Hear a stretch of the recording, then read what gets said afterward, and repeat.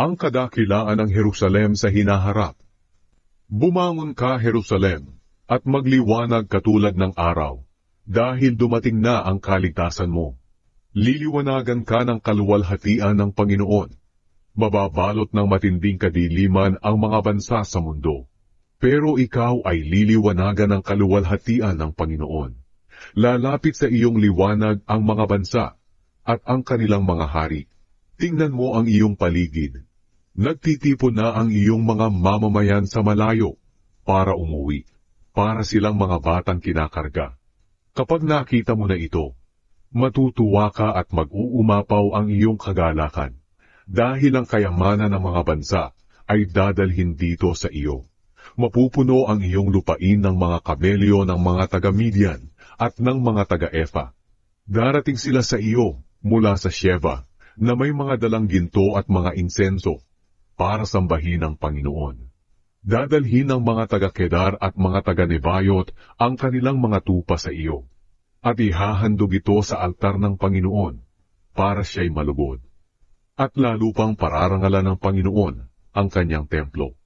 Maglalayag ang mga barko na parang mga ulap na lumilipad, at parang mga kalapating papunta sa kanilang mga pugad. Ang mga barkong ito'y pag-aari ng mga nakatira sa malalayong lugar, na umaasa sa Panginoon.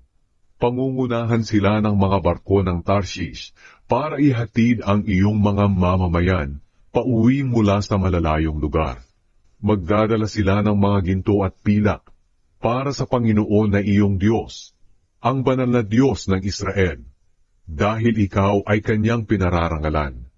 Sinasabi ng Panginoon sa Jerusalem, itatayo ng mga dayuhan ang iyong mga pader, at ang kanilang mga hari ay maglilingkod sa iyo.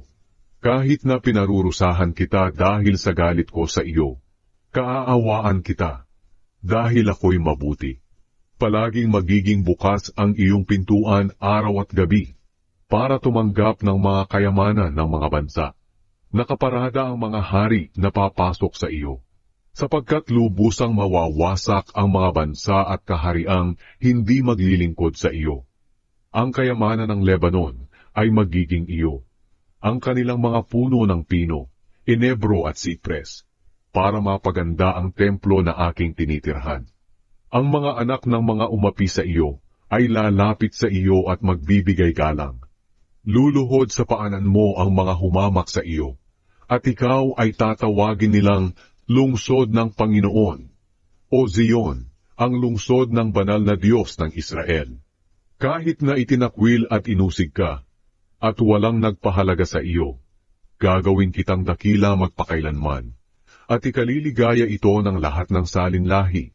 Aalagaan ka ng mga bansa, at ng kanilang mga hari, katulad ng sanggol na pinapasuso ng kanyang ina. Sa ganoon malalaman mo na ako ang Panginoon, ang iyong tagapagligtas at tagapagpalaya, ang makapangyarihang Diyos ni Jacob. Papalitan ko ang mga kagamitan ng iyong templo. Ang mga tanso ay papalitan ko ng ginto. Ang mga bakal ay papalitan ko ng pilak. At ang mga bato ay papalitan ko ng bakal. Iiral sa iyo ang kapayapaan at katuwiran. Wala nang mababalita ang pagmamalupit sa iyong lupain. Wala na ring kapahamakan na darating sa iyo. Palilibutan ka ng kaligtasan na parang pader, at magpupuri sa akin ang mga pumapasok sa iyong pintuan. Hindi na ang araw ang magiging liwanag mo sa umaga, at hindi na ang buwan ang tatanglaw sa iyo sa gabi. Dahil ako, ang Panginoon, ang iyong magiging liwanag magpakailanman. Ako na iyong Diyos, ang iyong tanglaw. Ako ang iyong magiging araw at buwan na hindi nalulubog kahit kailan. At mawawala na ang iyong mga pagtitiis. Ang lahat mong mamamayan ay magiging matuwid, at sila na ang magmamay-ari ng lupain ng Israel, magpakailanman. Ginawa ko silang parang halaman na itinanim ko para sa aking karangalan. Kakaunti sila, pero dadami sila. Mga kapuspalad sila, pero sila ay magiging makapangyarihang bansa. Ako ang Panginoon, ang gagawa nito pagdating ng takdang panahon.